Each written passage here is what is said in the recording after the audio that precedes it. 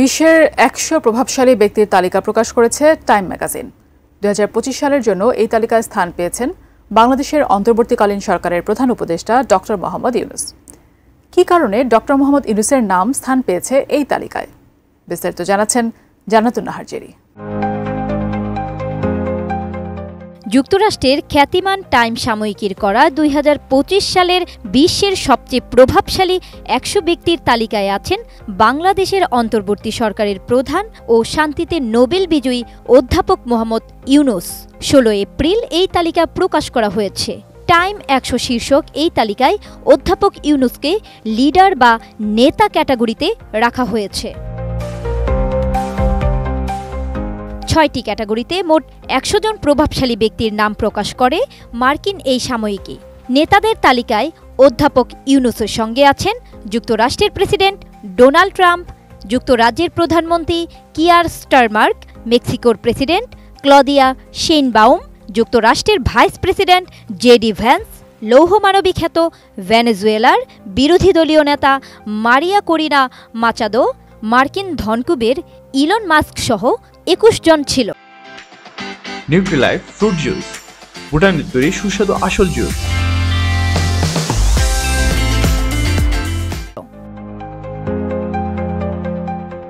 টাইমে প্রকাশিত তালিকায় স্থান পাওয়া প্রত্যেক ব্যক্তি সম্পর্কে সংক্ষিপ্ত একটি লেখা প্রকাশ করা হয়েছে। সেখানে অধ্যাপক মোহাম্মদ ইউনূসকে নিয়ে লিখেছেন যুক্তরাষ্ট্রের সাবেক পররাষ্ট্রমন্ত্রী হিলারি ক্লিন্টন। তিনি লিখেছেন, গত বছর ছাত্রদের নেতৃত্বে এক অভ্যুত্থানে বাংলাদেশের কর্তৃত্ববাদী প্রধানমন্ত্রী ক্ষমতাচ্যুত হন। এরপর দেশটিকে গণতন্ত্রের পথে পরিচালিত করতে এগিয়ে আসেন পরিচিত নেতা শান্তিতে নোবেলজয়ী মোহাম্মদ ইউনূস। হিলারি ক্লিন্টন লিখেছেন, কয়েক দশক আগে ইউনূস বাংলাদেশে গ্রামীণ ব্যাংক প্রতিষ্ঠা করেন ক্ষুদ্র ঋণের মাধ্যমে সবচেয়ে প্রান্তিক জনগোষ্ঠীগুলোর ক্ষমতায়নের লক্ষ্যে।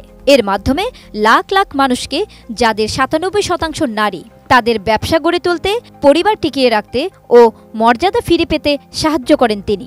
ইউনূসের সঙ্গে আমার প্রথম দেখা হয়েছিল যখন তিনি যুক্তরাষ্ট্রে একই ধরনের কর্মসূচি চালু করার লক্ষ্যে তৎকালীন গভর্নর বিল ক্লিন্টন ও আমাকে সাহায্য করার জন্য আরকানসাস সফর করেছিলেন।